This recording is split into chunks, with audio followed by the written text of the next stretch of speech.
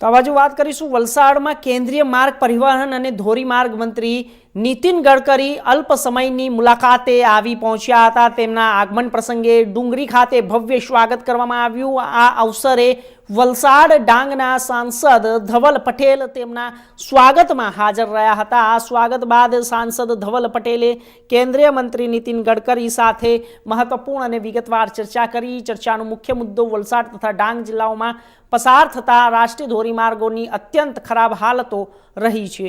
છેલ્લા કેટલાક સમયથી ધોરીમાર્ગમાં મોટા ખાડા, તૂટેલા ભાગો અને બગડેલી સપાટીના કારણે લોકોને ભારે મુશ્કેલીઓનો સામનો કરવો પડી રહ્યો છે। તે બાબતે સાંસદે સંપૂર્ણ માહિતી આપી। ધવલ પટેલે માર્ગ સલામતી, વાહન ચાલકોને પડતી મુશ્કેલીઓ તથા અકસ્માતોની વધતી શક્યતાઓ અંગે પણ પરિવહન મંત્રીનું ધ્યાન દોર્યું।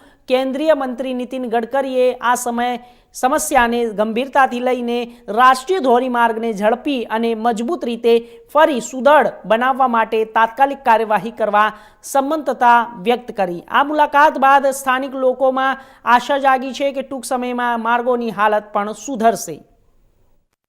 આજે આપણા દેશના મંત્રી શ્રી નીતિન ગડકરીજી આપણા ગુજરાત અને ખાસ કરીને સુરતથી લઈને વલસાડમાં જે આપણો એક્સપ્રેસ હાઈવે બને છે અને નેશનલ હાઈવે 48ના નિરીક્ષણ માટે આવ્યા। અમારા વલસાડ લગીને પૂરું રોડનું નિરીક્ષણ જાતે ઉભા રહીને કર્યું અને જે સુધારા વધારા કરવાના તરત જ તાત્કાલિક જે હાઈવેના અધિકારી છે એમને સૂચનાઓ પણ આપી।